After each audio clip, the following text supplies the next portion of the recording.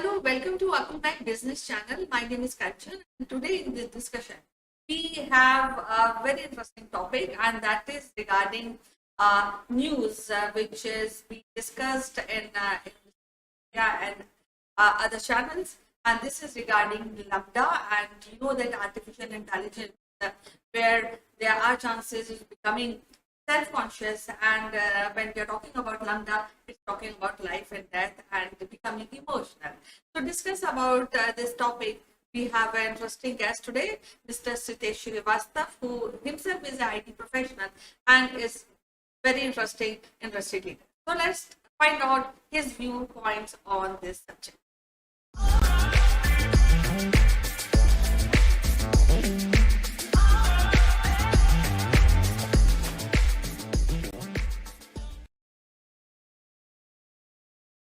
How are you doing today, and how's the weather at Bangalore? Kanchan, weather in Bangalore is very good.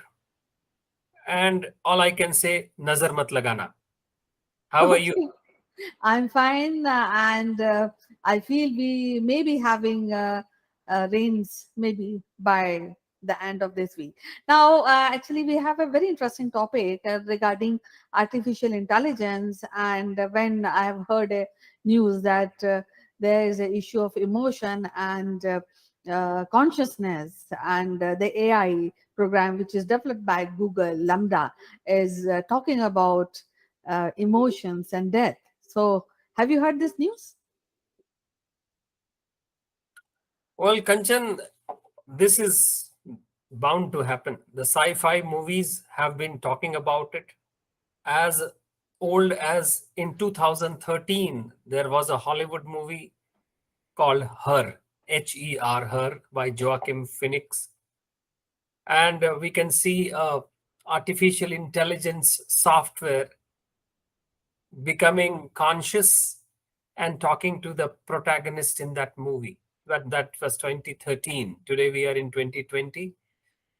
The Google engineer who wrote a long post about it is something that has caught us as a surprise, because most of the corporations who are investing in this kind of technology, I feel, don't want to admit that the sentience or sentient, in Hindi, if I say samvedansheel systems, are becoming more and more norm.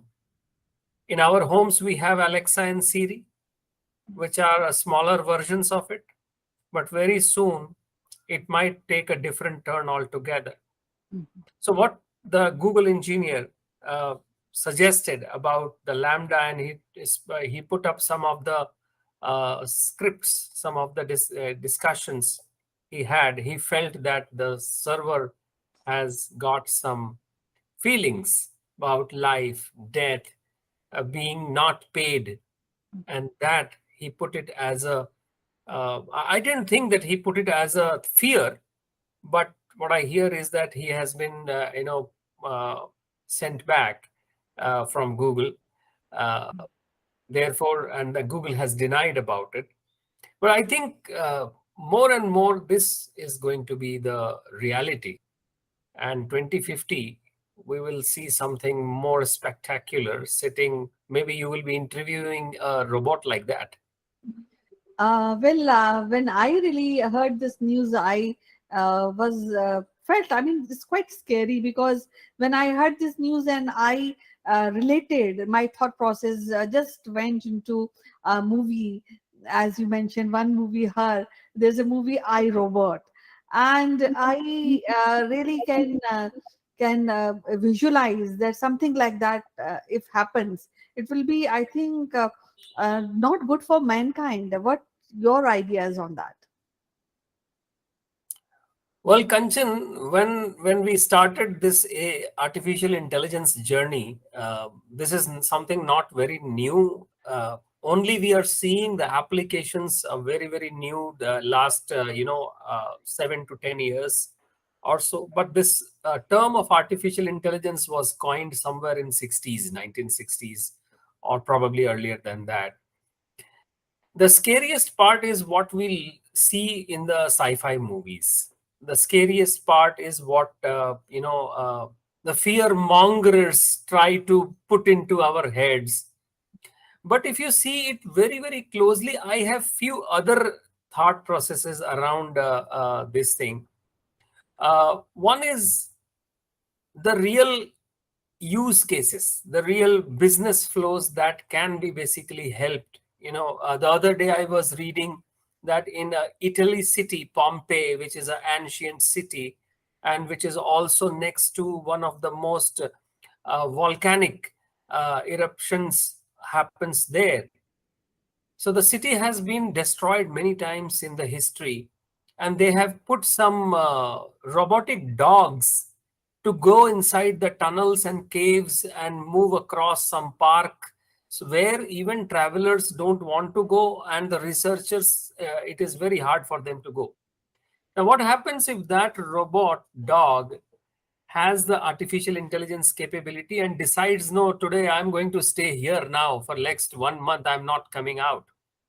So that kind of a sentience or the consciousness, I think today's programs by which we can control them. But what happens when these evolve? So on that note, I would like to talk about something which is called when the applications started in artificial intelligence.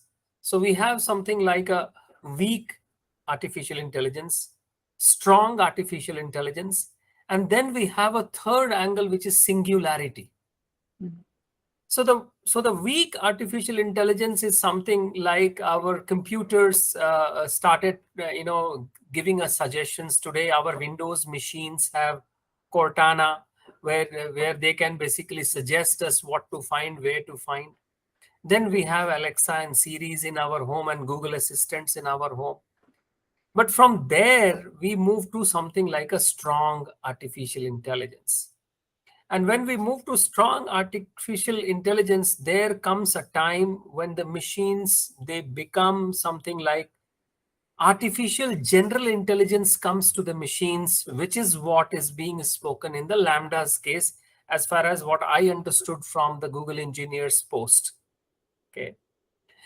But in the current situation, if we do not put right kind of policy and the controls and government's regulations around these systems, by 2050, we are going to see where the machines will become like our own human intelligence, which is good. And that is what is called singularity, where they will become one amongst us in terms of the knowledge, in terms of the thinking. But what happens beyond that, when they go ahead of that singularity, and that will become something like artificial super intelligence. Mm. And that is where they can say, we don't agree to the humans. So, but that is still 2050. I would say that is still around 25 years from now. But yes, it is scary as well. And until unless we put across some framework where this data and the controls can be shared, not just data, but the controls of such systems, it is going to be really scary. But Hollywood will definitely make a lot of money. I'm sure about it, Kanchan. Yes, definitely. You put a very interesting point, and you said that we need these kind of artificial intelligence in terms of research, in terms of medical, and maybe a little helping hand when a human is not able to capable to work.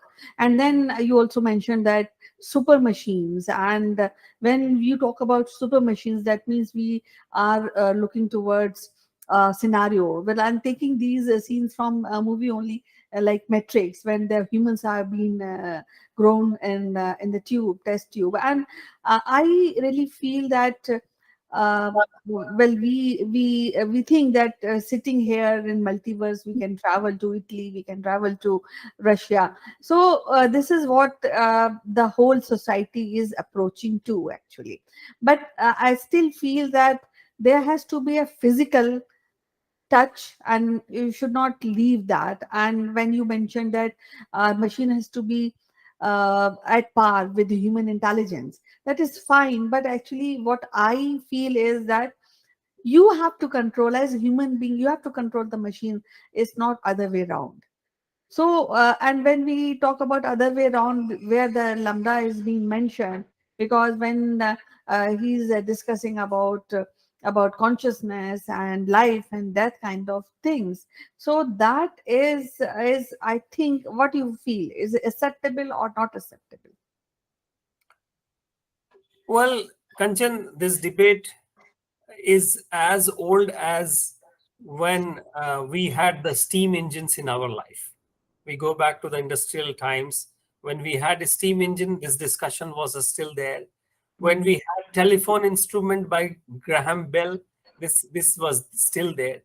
Nobody believed that the aircrafts would be a possibility. Just 1905, Mhm. before the Wright brothers, when they showcased it for the first time. So, in this scientific world and the industrial world, things like these transformational technologies will always be questioned. And I'm saying this is good. More questioning, more good, because this is the only planet where we are found. This is the only planet where we exist. And some people also say that we are the aliens whom we are looking for. Mhm. So I think it is important for the policymakers, the regulators, and the scientists, and the engineers, the researchers, and the application developers to come together and then put up a framework. And you remember, Kanchan, I had also given two such tech discussions in Google chapter in Toronto in last 1.5 years, and both were related to artificial intelligence and cybersecurity, artificial intelligence and social welfare of the nations. So I have been raising the consciousness flag among the technologists and the people who are going to regulate as well as procure it. But the very interesting aspect that I want to talk, Kanchan, and I want to leave the listeners in a thinking mode.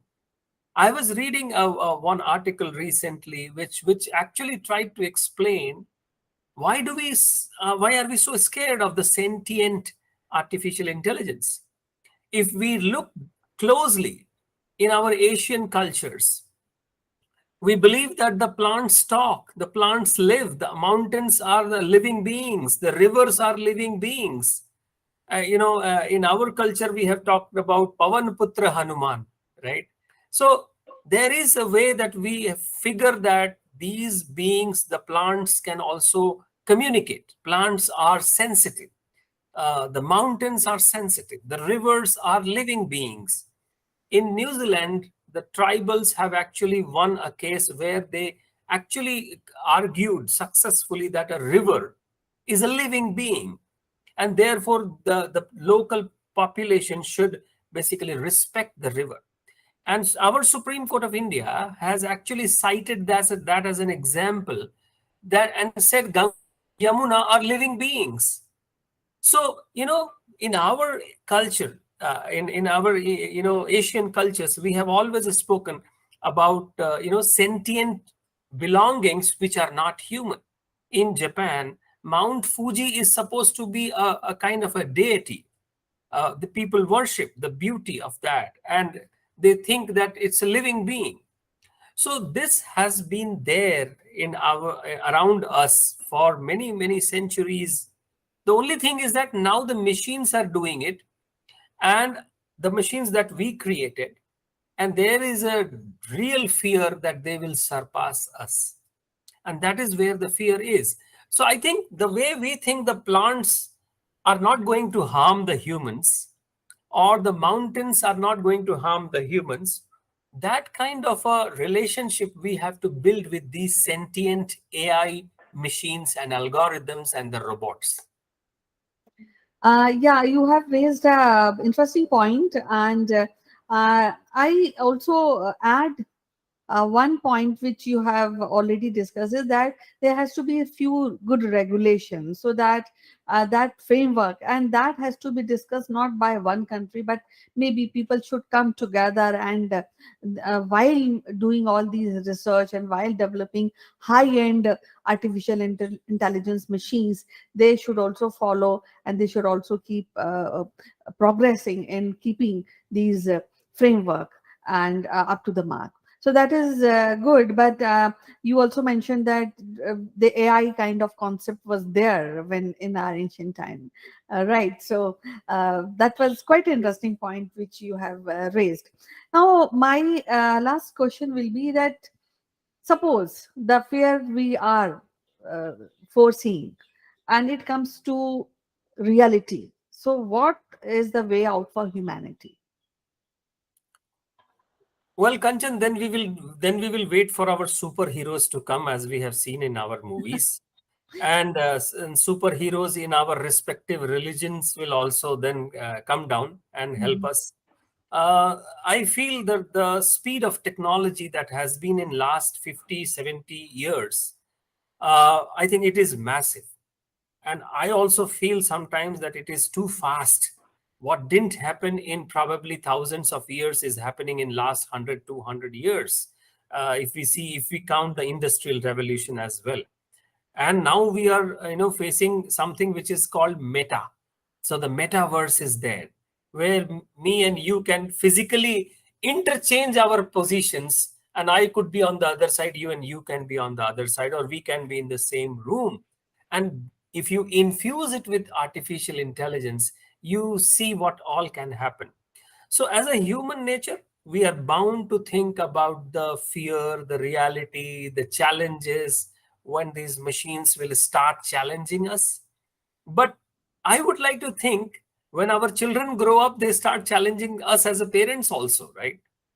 So, first few years, we also fight with the children, and then we realize that the children are going to inherit a different kind of a world and not the world that we grew up in. And that is what will happen with the new generation. They will figure it out. Only what we have to do is that we have to bring in some regulation. We have to curtail the tail of the demon, what is technology. But as we know, the force of the technology cannot be stopped. Mhm. So there is an internet and there is a dark internet also, and both coexist. So I think that is the only way to grow, Kanchan. And I really wish all the researchers, policymakers, regulators, scientists, and users like us, we must understand this technology. Try to understand. I don't want to become a currency, just being a user to try it out. I want to try this out as a participant and not as a currency. Yeah, it's very well said, Satish. And I feel that the knowledge which should be given to all, and through various means are available, and the participation of communities should be there, so that they can also raise few points which can benefit the policymakers. That is a very valid and a good point you mentioned. But at the same time, I hope that if certain things happens, they should not be cover up, and like Google has denied that anything like happened. But there's one scientist who was working on that. He said he went on a holiday, and he was being said, no, nothing has happened. So there's an ambiguity in that, and what I feel is that if artificial intelligence is growing, and it is for us to regulate, it is for us to for our help actually, rather than helping artificial intelligence by humans. So it is the other way around. So I think all these now that we are living in the era of information, so all cover up will not help, and I think we should be more open to new ideas and new challenges and new deadlines and new regulations. So, any last thought you want to add to this? My parting thought with our listeners and to you, Kanchan, is that in this planet, we call ourselves human because we have consciousness, we have intelligence. And we believe that after us comes the animal kingdom. And then around us is nature, which is all conscious and sentient. And that's what we believe in our most of the cultures. So I think everybody would get a chance in the life of this planet. And the machines are far behind in this queue. They will get it, but not so soon. First, from humans, if it has to travel, it will travel to the animal kingdom. The way we are seeing with the pandemics and the viruses. So it will travel to the animal kingdom. It will travel to the nature when the nature will take over, and then probably the machines will come. And that is my sincere hope. May gods save us. Well, it was quite interesting and thought-provoking discussion today. We'll be meeting again with some more interesting episodes coming in our coming discussions. So till then, you take care, and we'll hope that things will work out good for humans when we are talking about artificial intelligence. Yes, Kanchan. Charlie, over and out. Thanks. Bye-bye. Very interesting discussion with Mr. Sitesh Srivastava. So what you think about this topic, and I look forward for your comments. So we'll be meeting again next Saturday with some interesting topic. Till then, bye-bye and take care.